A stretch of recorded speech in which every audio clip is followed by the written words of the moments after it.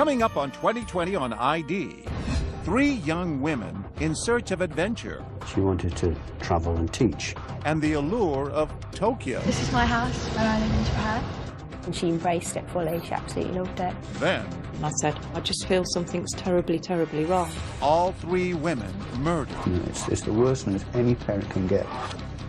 It's horrifying to think that another family is facing what we had to face. And 3 families struggling to uncover the truth. My daughter didn't come here to be murdered. She came here to help. We were over there on our own. No embassy, no police, nothing. Can they find the killer? I was sitting 8 foot away from the man who murdered my sister. And will there be justice?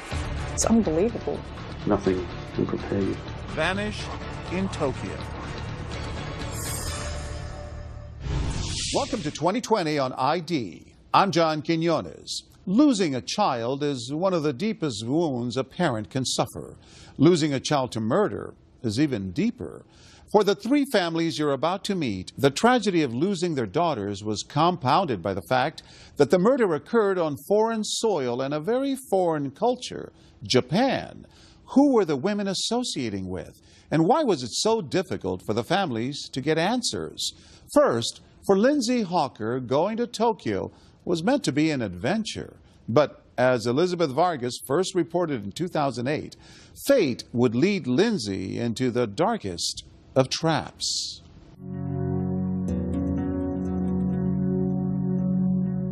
Although they live an ocean away in the English village of Warwickshire, the Hawker family may seem a lot like yours. We obviously love to spend time together. You realise what things in life are important, and your love for your family and each other is definitely the most important thing. Even when we got older, we still went on holidays together, the 5 of us. We was a very close family. The Hawker family had 3 daughters. The first to go out on her own was 21-year-old Lindsay. She was a young woman, an intelligent woman. She was going out in the world of work, and we were very proud of her.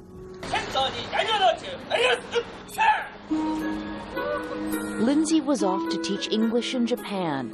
She'd chosen to experience a country steeped in tradition and, as researched by the Hawkers, a place thought to be one of the safest in the world. Going abroad on her own, she needed to be as safe as she could, really. And I think Japan was a whole different culture for her, and I think it was fulfilling a need that Lindsay had. She wanted to travel and teach. Had any of you or any member of the family ever gone to Japan? No. I didn't really want her to go either. I was quite reluctant for her to go just because I didn't want her to leave me. We were that close that the thought of her going away for that amount of time, I was sort of quite apprehensive. Obviously, as parents, you always have concerns for your children. We wouldn't be human if we didn't. It's just hoping that they'll be safe and that they'll be able to manage their finances and that they, will be able to look after themselves, really. But the thousands of miles between them were trumped by modern technology, and Lindsay was constantly in touch. This is my house where I live in Japan. But she would either speak or text. She used to email me. We heard from her almost every day. And what they heard was that Lindsay was having a ball. She wouldn't stop going on about how lovely the people were, how respectful they were, just a completely different way of life, and she embraced it fully. She absolutely loved it. Quite an adventure for her. Yeah, I realised, she made the right decision for herself, definitely, and I'm glad she didn't listen to me. I wish she would have listened to you. The family's shared pleasure at Lindsay's Japanese experience came to an abrupt end on a Sunday when communication from Lindsay suddenly stopped. I emailed her and I didn't get a response, and so I texted her on her mobile phone and didn't get a response. As the day turned to evening with no word from Lindsay, the Hawker household became increasingly concerned. And I said, I just feel something's terribly, terribly wrong. I couldn't sleep. I was up nearly all night. And the anxiety the Hawkers felt that night would only multiply the next morning. I got a phone call from her employers to say that she hadn't reported for work for 2 days. Now, that was not like Lindsay at all. So we then contacted the embassy in Japan, and at that point she was filed as a missing person, and that was on Monday lunchtime. She was gone?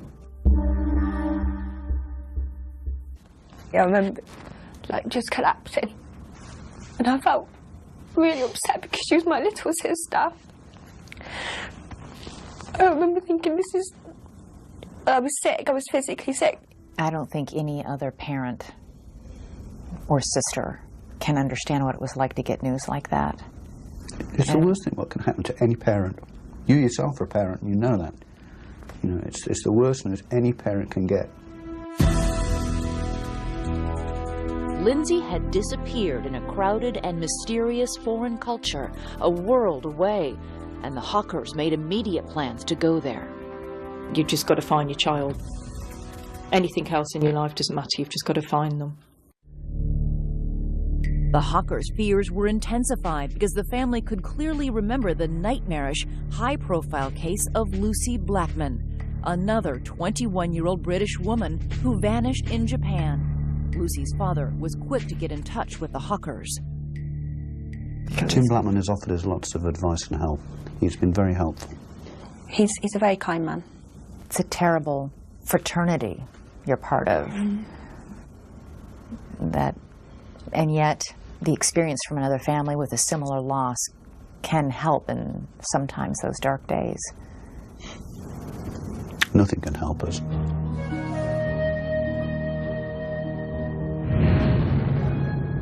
The Hawkers, like the Blackmans before them, faced a personal trauma unfolding in a culture they didn't understand and in a language they didn't speak. We see echoes of what we were dealing with shining through the Hawker investigation, and I kept finding myself either up a blind alley or a door that wouldn't really open. It's horrifying to think that another family is facing what we had to face, and in such similar circumstances. 7 years earlier, Lucy's sister and father had rushed to Japan to help find her. Their first strategy had been to get the Japanese press on their side. I spoke to her about 3 weeks ago. We wanted to get them interested in Lucy's case so that on primetime TV in the evening, Lucy's face would pop up, and we were expecting somebody to ring in and say, oh yes, she's being kept in the flat across the way from me or whatever. But whatever their efforts, the Blackmans heard nothing. Lucy disappeared in the summer, and by the time the snow fell, hope was fading. In a traumatic story that lingers to this day, the Blackmans would wait more than half a year for any answers about Lucy. For Lindsay Hawker's family, things would move much more quickly, but with a stunning similarity. Lindsay was a beautiful girl, so was Lucy Blackman. You know, they both had dreadful, dreadful crimes committed upon them. What happened to Lindsay and Lucy? Their families find out when we come back.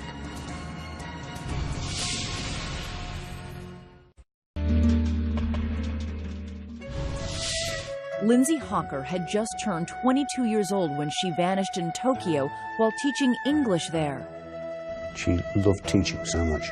She was kind, she was caring, she helped people, and I don't think of whom they could have been more proud than Bill and I have been of Lindsay. We just prayed, really. We just prayed that she'd be all right. Lindsay Hawker's disappearance created a chilling sense of déjà vu for another English family, that of Lucy Blackman. She vanished in Tokyo 7 years earlier. It pains me to put myself back in that situation, to remember what it was like. I almost have a kind of breakdown thinking about it because it was such a hugely traumatic thing to take on. We were out looking to bring Lucy home and have her laughing and chattering in our sitting room again. Well, I'd spent quite a lot of time just thinking, you know, why didn't I understand how dangerous this trip could have been? Why didn't I ever think for a moment that something might happen to Lucy? Lucy's parents are divorced. Her mother, Jane, made her own trips to Tokyo as the weeks without word on Lucy turned into months. I keep hoping that they'll say, oh, we found her. But realistically, 7 months on, I have to think, you know, the worst. You know, I may never know what ever happened to her. People say to me, oh, how many children do you have? And I think, well, do I have 3 or do I have 2? It's just awful. What happened next for the Blackmans was more brutal than anything the family could have imagined.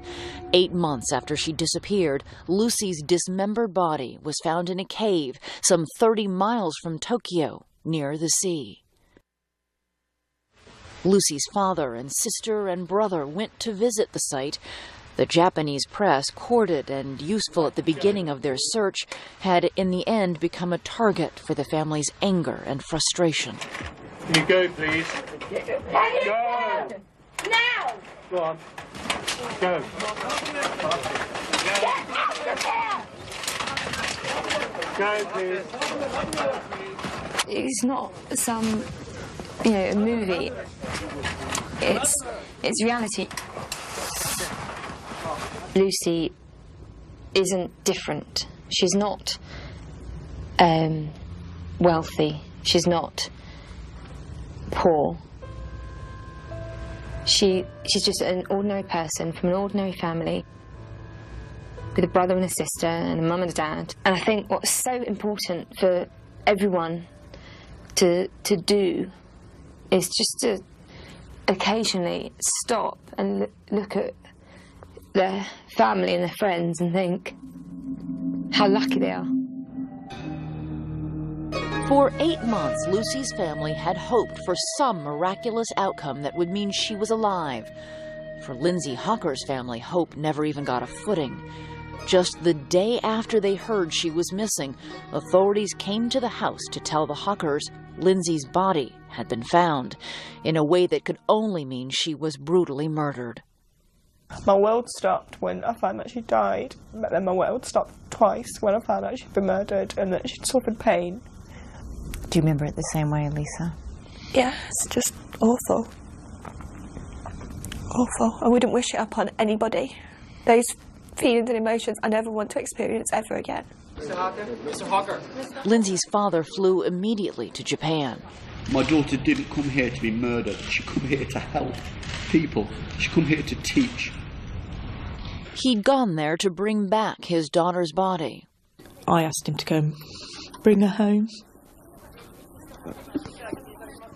Just promised that he'd bring her home. I had to go and identify my daughter and formally identify her, which again was not good. You know. That must be... It was dreadful. Her face was just a complete mess, but I knew it was Lindsay. And she had no hair. Her hair had been shaven off. And she had very long hair. She had hair down to here. She had beautiful natural hair. How did my daughter die? Immediately they didn't give us the answers because the chief officer didn't know them himself. Those are hard questions to ask because you're asking about the final moments of your child's life. And in this case, you know that they were awful. They were awful. We found out since that they were perhaps even more awful than I first imagined. I have to look back and look at 22 years of a beautiful daughter. I try to blank out probably the last 12 hours of her life. I try to look at everything she did for people. Lindsay had everything. She had friends, she had a great education, she was beautiful, she was inner beauty, and she just met evil that day. She just met the most evil thing in the world. Japanese authorities now say they have a very good idea who killed Lindsay Hocker and Lucy Blackman. As 2 separate cases unraveled in Tokyo, the men targeted by police shared at least one thing in common: backgrounds of wealth and power. Stay with us.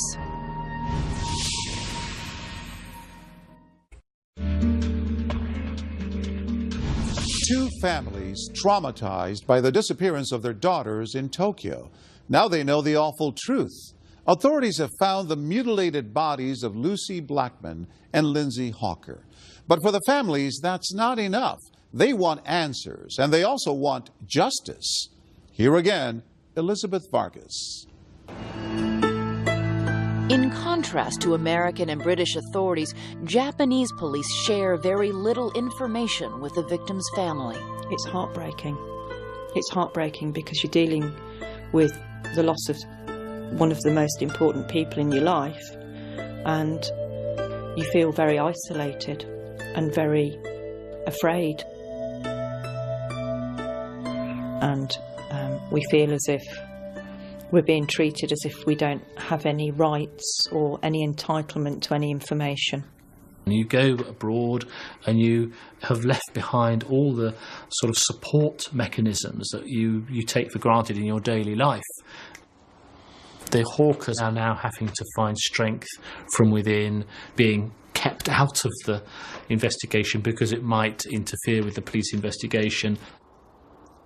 We've just got to have faith in the Japanese police. The Blackman family said that they felt in dealing with the Japanese police that it was a very polite wall that they ran into. People were very polite and firm. I'm sorry, we have nothing for you today. That's a very good analogy of the Japanese police. A very good analogy. We can just hope that at war behind it, they're doing something good. That's all we can hope. What we've said from day one is that we feel as if we have had to conduct our daughter's murder investigation. The well-guarded investigations began where each woman worked. Lindsay Hawker taught English to people of all ages at a language school. Lucy Blackman had a different job, but one that shared some potential clients, wealthy Japanese businessmen.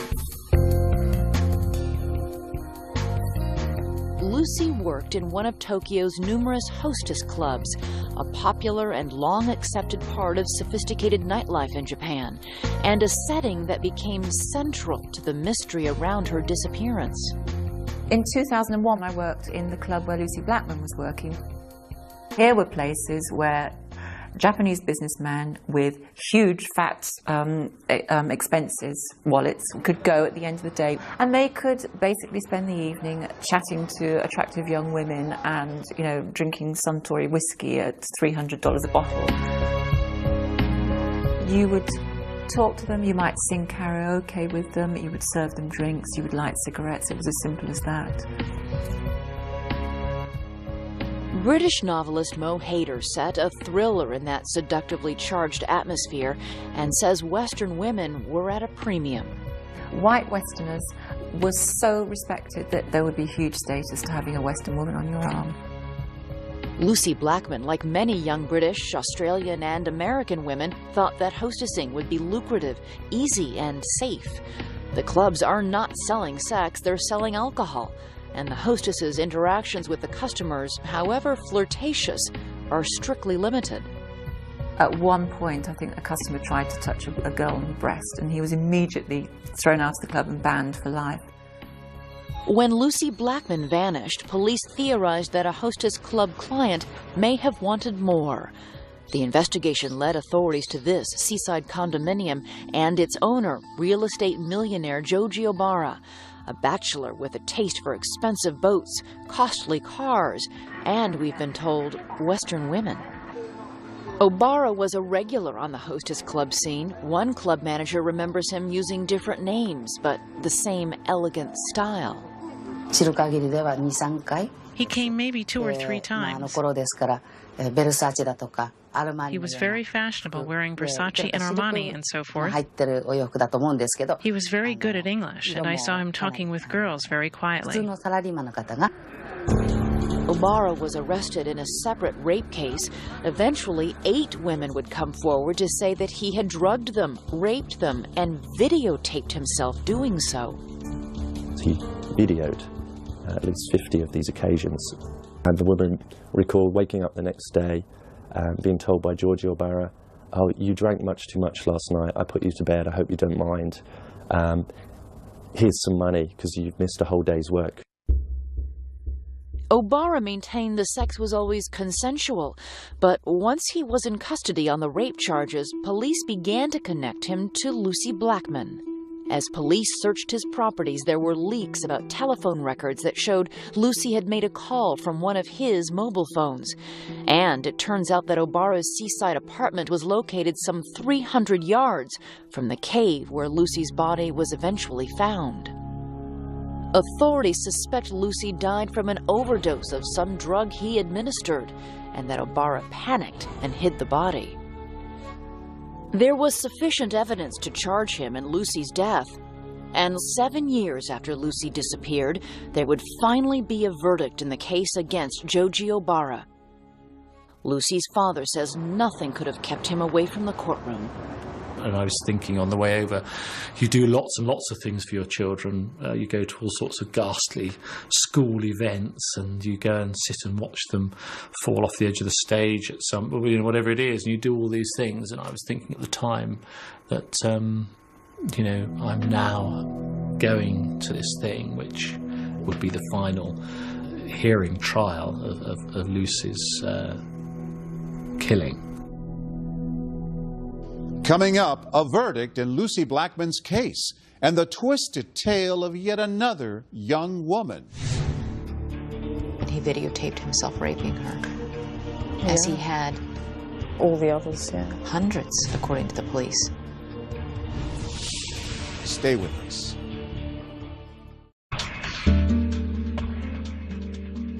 Two young women, perfect strangers, have vanished in Tokyo. Lindsay Hawker was teaching English. Lucy Blackman worked in a social club that catered to wealthy men. But if only they had known about a third young woman who traveled that same road before them. Once again, Elizabeth Vargas. Like parents everywhere, the Ridgeways in Claremont, Australia hoped their children's dreams would come true. Of their two daughters, Samantha and Carita, it was the younger Carita who showed specific ambitions early in life. She loved drama and play acting. The two girls would often tip up a couple of chairs and put a blanket over it and do a play, and we had to watch them. And Carita was a really lovely girl, and I just thought that she would do really well in life. She wanted to be an actor, and she made a couple of little movies and did a couple of screen tests, and it's great to see her there in front of you on the screen, especially where she misses her lines and cracks up. Can I trade my car? And that really typified Carita to me. Take two. In one, Carita took the role played by Janet Leigh in Hitchcock classic Psycho. Mood for trouble. What? What? I'm going to treat you so fair and square that you won't have one human reason to give me. Can I trade my car and take another? Can I trade my car and take another? In a cruel irony, Carita was fated for an early death as shocking as any in a movie thriller.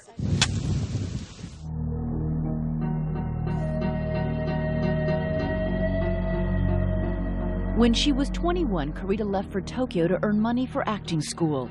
Her sister Samantha was already teaching English there, and Carita wanted to do the same. I said, just come stay with me and, we'll get you a job. There was nothing open at the time, so she just took a job that was in the newspaper. You found a job as a hostess at a club? Right, working in a hostess club. Carita worked at a club in the Ginza, Tokyo's most expensive shopping area. It felt upscale and safe. We didn't have a lot of idea about what it was. I mean, we knew that it was like talking to customers, serving them drinks and chatting. And we thought, that seems pretty harmless.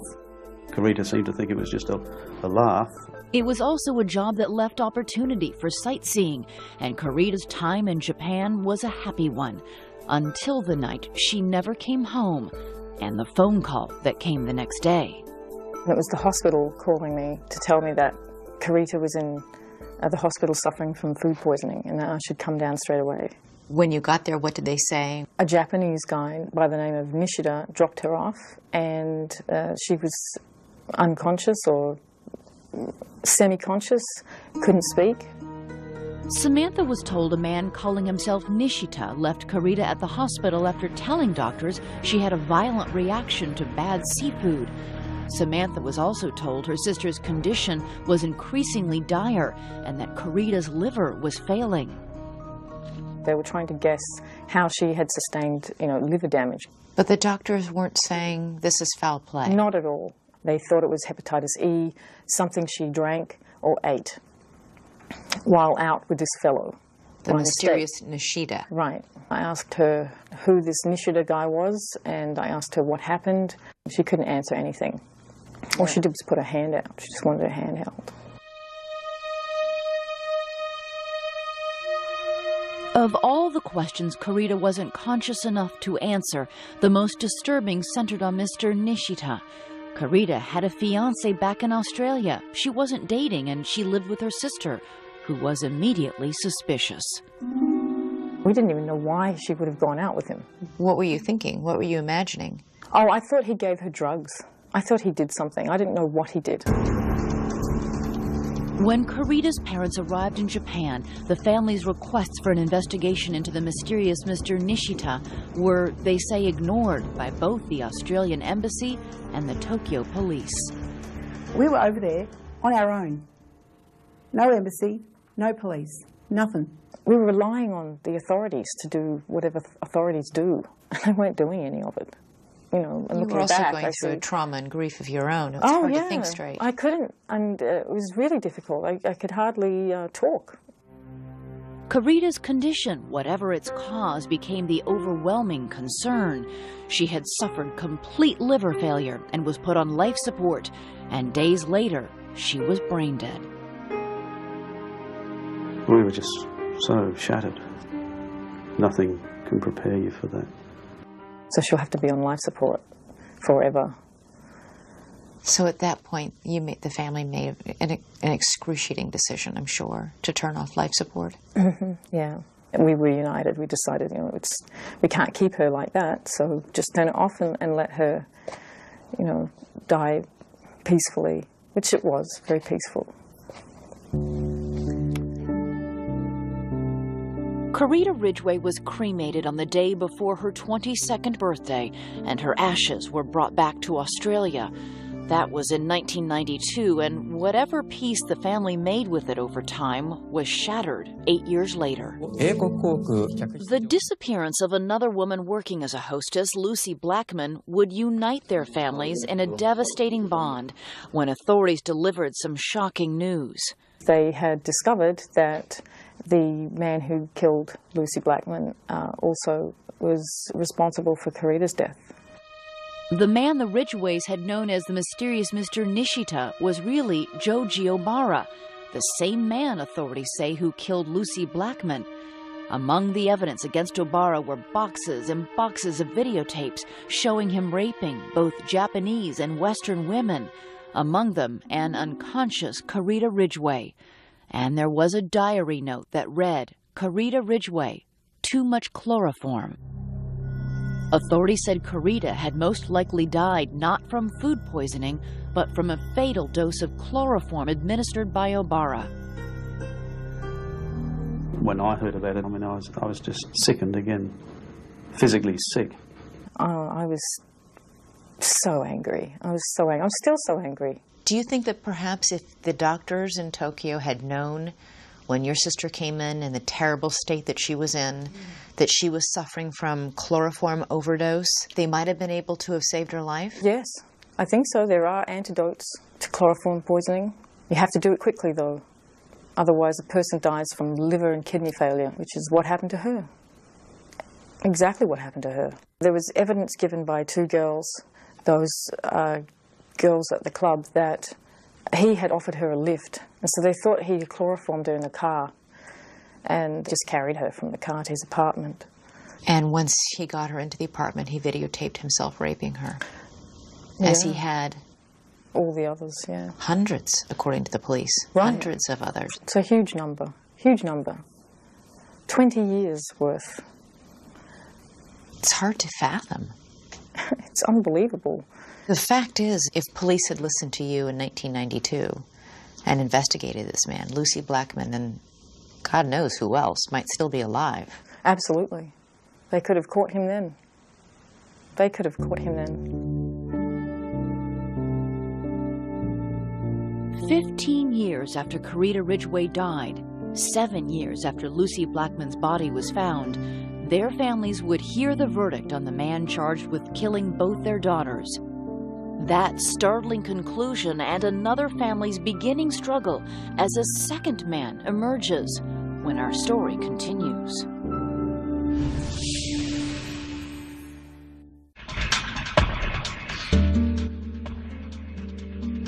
Three young women moved to Tokyo for work and adventure, and all three were murdered. But after years of waiting, the families of two of the women are hoping for justice. Here's Elizabeth Vargas with the conclusion of our story.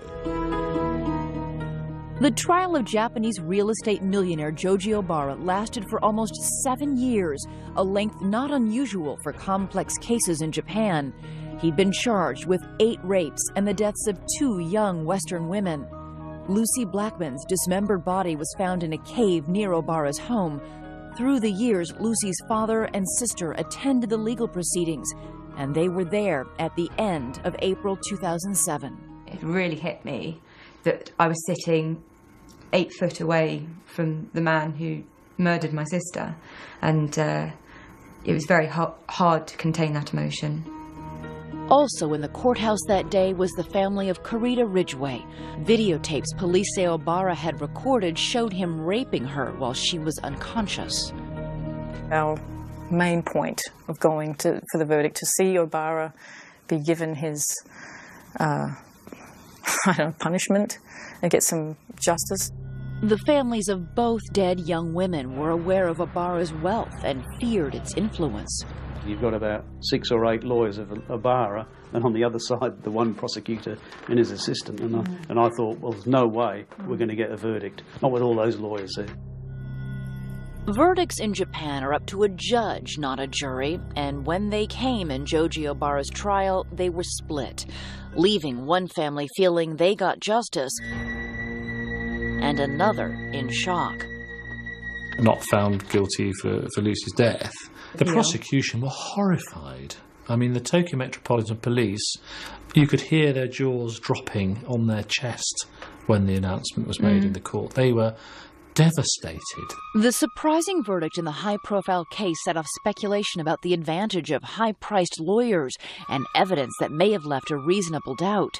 All the evidence against Obara in regards to Lucy's case was circumstantial. He bought a chainsaw, a tent, the 10 plastic bags that her body parts were found in. The judge stated that because he bought those items and also a couple of other miscellaneous items, that they couldn't prove that he bought those items to dismember her. You know, because he bought an ice cream or something as well. It didn't fit with the story. The case lacked the kind of proof Karita Ridgway's had, a handwritten note referencing drugging the victim, and a videotape of Obara raping her. He was given life for Karita's death and the 8 other girls who were raped but lived. How would you describe Joji Obara? He's a coward. He's a total coward. He won't even admit his crimes. He lies constantly. He comes up with almost like a religious idea that you have to commit all of your bad acts in the first half of your life and all the good ones in the second half of your life, and just bizarre statements like that. You know, the guy's going to be in prison for life, and that's what was always important, was a justice in that way, that he would not be out on the streets. So I think I decided quite quickly that that was going to have to be sufficient. With 2 different verdicts, both families will tell you they were left without what they consider the media's most insipid cliché, closure. I've never really quite understood what closure is or what closure might be. I assume sort of closure is that you sort of come to the end of it and maybe put it down and walk away. And I've never really felt that I would be able to put Lucy down and just walk away. I think when you lose a child, there is no closure. It's just a buzzword, I suppose, perhaps to make people feel more comfortable, because there's never a day goes by that I don't think about Karita. You don't want to think that, you know, someone you love died a horrible death. It makes it so much worse. And you never really get over it. I'll probably never get over it. Every time it's brought up, emotion wells up. It's very difficult to speak. It just won't go away, really. Within a month of two families getting their verdicts in Tokyo, the family of the most recent victim, Lindsay Hawker, was just beginning its ordeal. Unlike the other cases in this story, Tokyo police had an immediate suspect in Lindsay Hawker's grisly death. Again, it was a man from a well-to-do family, a 28-year-old horticultural student named Tatsuya Ichihashi. Lindsay was teaching English in Japan, and Ichihashi had been obsessively pursuing her, asking for lessons, one day showing up outside her apartment. He apologized for his behavior of scaring her, frightening her, and he asked her again if she would teach him English. She thought he didn't worry her, he was just a bit strange, and she felt sorry for him. And she emailed back saying that she would be prepared to teach him English, but only at a public place. Lindsay told friends she'd be giving Ichihashi a lesson and arranged to meet him at a coffee shop. Security cameras there capture the last day anyone saw Lindsay Hawker, and when she vanished, Ichihashi's was the first name to surface. Our officers went to Ichihashi's apartment for questioning, based on information that Ms. Hawker saw Ichihashi recently. 9 police officers were sent. Ichihashi was leaving the apartment. Police officers asked, "Are you Tatsuya Ichihashi?"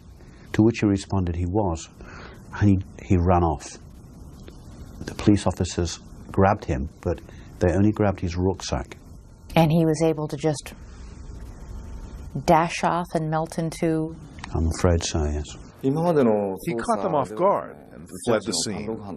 I asked them how, if there were police officers outside the flat, police officers on the fire escape, and down on the ground, they'd managed to let him get away.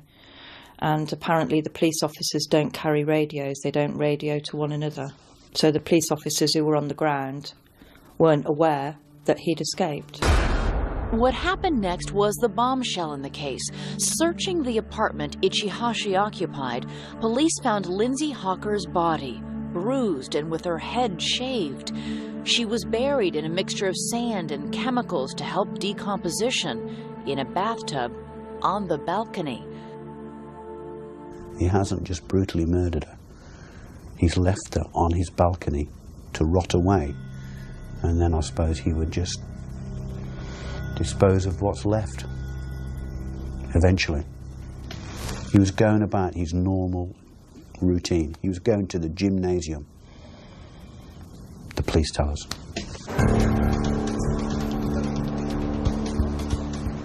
Ichihashi escaped into the vastness of Tokyo. Police think he may be working under a false ID, living as a street person, or in disguise. And they told us finding him is a top priority.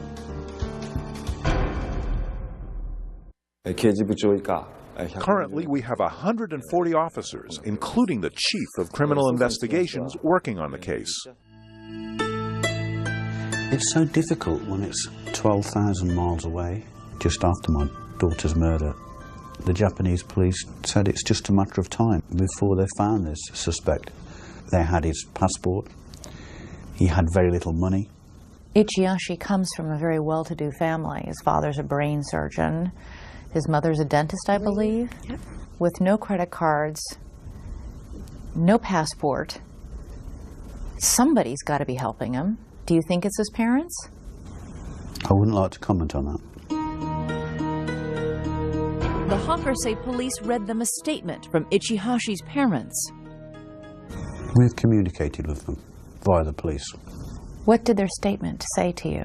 That he wished to live in America and open a park in America, and that's why he needed to improve his English.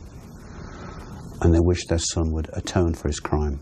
And they said it was regrettable. They said regrettable. It was regrettable. That's an odd choice of words. That's a disgraceful choice of words, isn't it? They don't deny that he committed the crime. Elizabeth, there is no other suspect. So they have enough evidence that he is the only suspect in the murder of my daughter. Police confirm they think he's their man. When Mr. Bill Hawker came to Japan, he said Ichihashi put Japan to shame. Those words resonated in our hearts, and we remember them as we proceed with our investigation. We are determined to find the suspect for Ms. Lindsay. Lindsay's family fears the suspect could be loose anywhere in the world.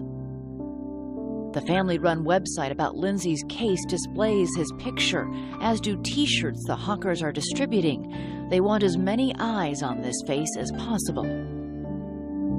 I just wouldn't want another family to have to go through what we've been through the last 6 months, because it is living hell. He's out there, he's free. Who knows how many missing girls there are out there, and that's what makes this more sinister. Do you think that your family can have peace if he isn't caught? I mean... We'll never have peace, but we'll have a little bit more peace. Knowing that he's off the streets. The scary thing is Lindsay was probably the most sensible person I know, and was so wise and knowledgeable. And if it can happen to her, it can happen so easily to someone else. We wouldn't wish this on anyone. The pain that we feel every single day, waking up and having to tell yourself your sister's been murdered, I wouldn't want that on anyone. We want to make sure that somebody pays for this crime. But our world will never be the same again. I had 3 beautiful daughters. Now I've just got 2.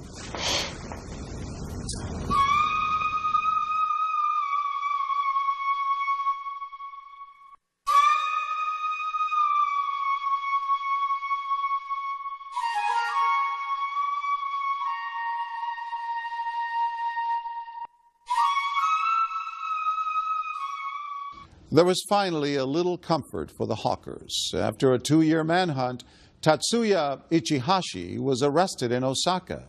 He had eluded authorities in part by undergoing plastic surgery. At his trial, he confessed to killing Lindsay Hawker and was convicted and sentenced to life in prison. As for the Blackman family, Japanese prosecutors later appealed Joji Obara's not guilty verdict in the death of Lucy. He was retried and found guilty in the abduction and mutilation of her body. I'm John Quinones. Please join us next time for another edition of 2020 on ID.